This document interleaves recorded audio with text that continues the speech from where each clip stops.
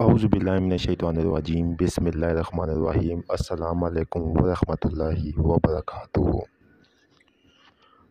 कामिल वली YouTube channel की तरफ से आज मैं आपकी खिदमत में हाजिर हुआ हूँ। जिस तरह कि आप लोगों को पता है कि हम आप लोगों के लिए नित नए अमाल लेकर आते रहते हैं और आप लोग उससे मुस्तफ़ीज़ भी होते हैं और आप लोगों की मोहब्बतों का बहुत शुक्रिया।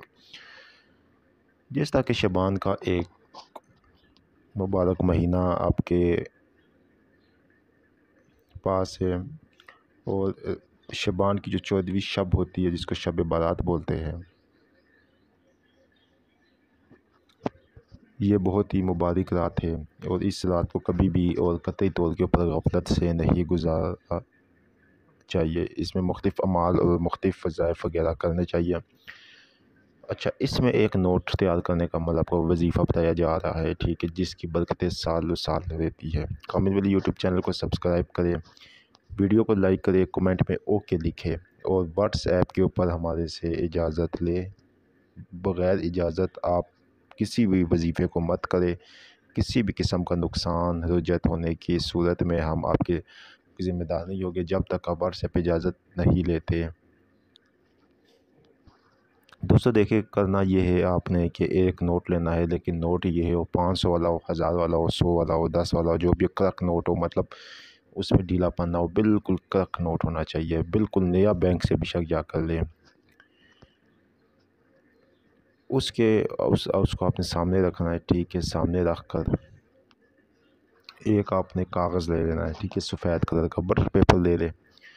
अगर ज़ाफ़रान की स्याही में है तो बहुत अच्छा, ठीक है। अगर ज़ाफ़रान की स्याही मौजूद नहीं है, वैसे ज़ाफ़रान की स्याही होनी चाहिए आपके पास, ठीक है, तो बहुत ही अच्छा है। नहीं तो फिर बअम्र मजबूरी, बहुत मजबूरन आप पीले मार्कर से लिख सकते हैं, लेकिन उसकी तासीर में कमी होगी, जबकि ज़ाफ़रान की स्याही में तासीर एकदम पैदा हो जाएगी।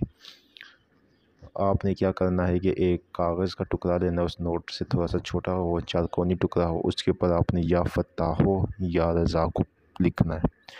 या फ़त्ताह हो या रज़ा को लिखने के बाद आपने उसके ऊपर 1003 मरतबा उस नोट के ऊपर और उस कागज़ के ऊपर या फ़त्ताह हो या रज़ा को लिख पढ़ लेना है, दम कर देना है।